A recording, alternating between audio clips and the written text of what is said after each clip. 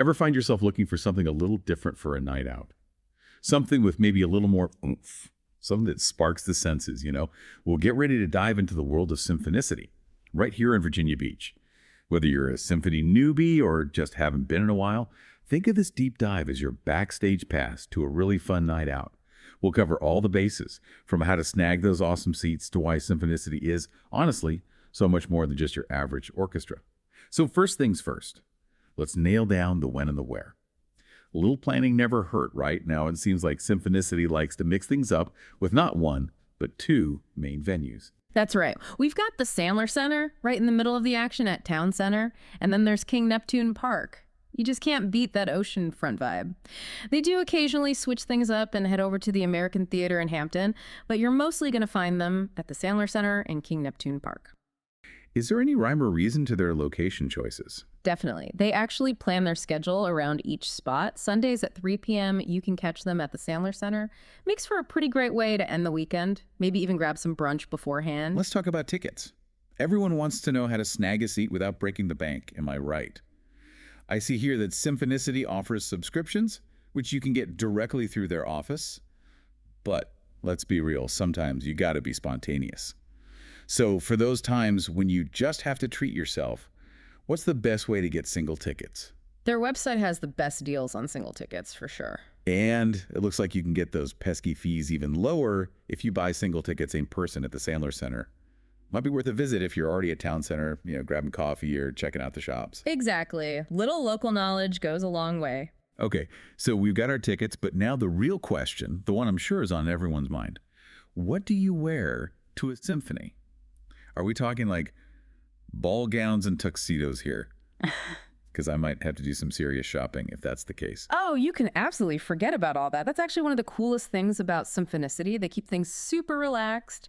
They've totally blown that stereotype of stuffy concert halls out of the water.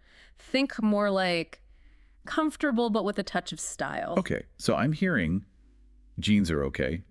Not that my nice jeans wouldn't love an excuse to make an appearance. Absolutely. You'll see everything from business casual to jeans and a cute top. And get this, even the orchestra has ditched the tuxedos for a lot of the performances.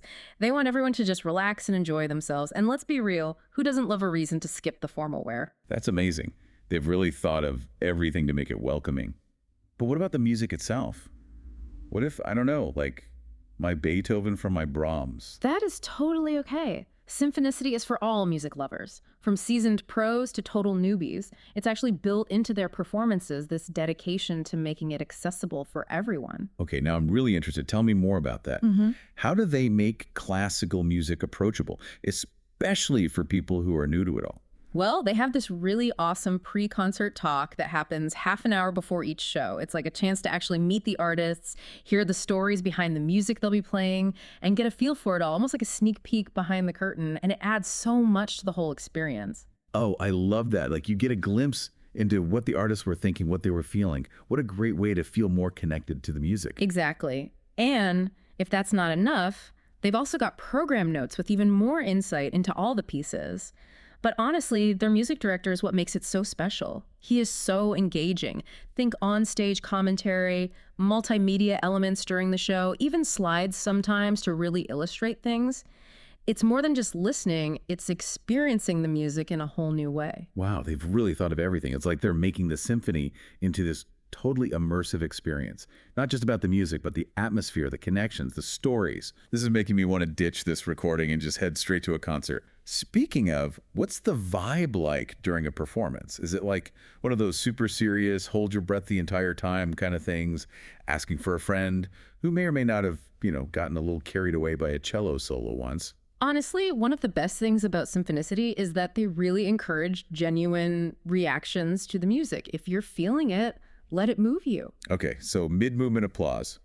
Totally allowed. More than allowed, it's celebrated. They want you to be comfortable expressing how much you're enjoying yourself, and it makes for such a welcoming and fun environment. Not about stiff rules, it's about connecting with the music on your own terms. I love that they've created a space where people can be in the moment, express themselves. Okay, so we've covered the attire, comfy and chic, and we know Symphonicity is all about really getting into the experience, even if that means a little impromptu applause. But what about the other crucial part of any night out? Refreshments. Let's be real. A little intermission snack. Never hurt anyone, right? Now you're speaking my language. Now, about those refreshments, can we sneak in a little something to enjoy during the actual performance? Well, if you're at the Sandler Center, you're in luck. They actually allow drinks during the performance. They have these special cups you can get in the lobby, perfect for a little discreet sipping while you're enjoying the music. Those special cups. Yeah. Sneaky. What about during intermission? And don't forget about those intermission snacks. Always a good time to mingle with other people, share your thoughts on the performance, maybe debate your favorite parts. This is making me want to grab my calendar, like right now. This is sounding less like a concert and more like a whole night out. Speaking of, let's talk about what's around these venues. If we're going to do the whole Symphonicity thing, Yeah. might as well make it a night to remember. I'm with you. With the Sandler Center, you've got all the energy of Town Center right there. Imagine a nice dinner before the show, maybe some drinks, then an amazing performance, and then to top it all off, a little stroll through Town Center, check out the shops, maybe grab some dessert. I love it. Dinner, drinks, a show, maybe a little shopping. Count me in. Yeah. What about those King Neptune Park shows? What can we get into over there? Well, hello, Virginia Beach Boardwalk. Picture this. The sun is setting over the ocean. You've just seen this incredible symphony performance. A walk along the beach, the waves crashing, the salt air. I mean, talk about a magical ending to the perfect night. This is giving me serious FOMO.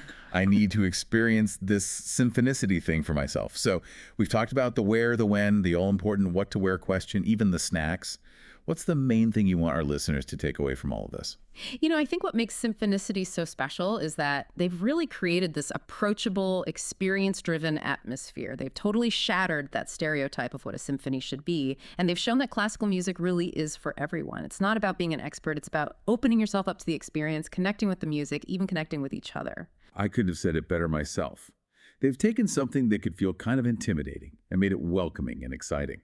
So to all our listeners, if you're looking for a night out that's both inspiring and fun, Symphonicity is calling your name. And who knows, you might even discover a new passion. This podcast was produced by Symphonicity, the Symphony Orchestra of Virginia Beach, Virginia. To get tickets or to learn more about their concerts and events, visit symphonicity.org.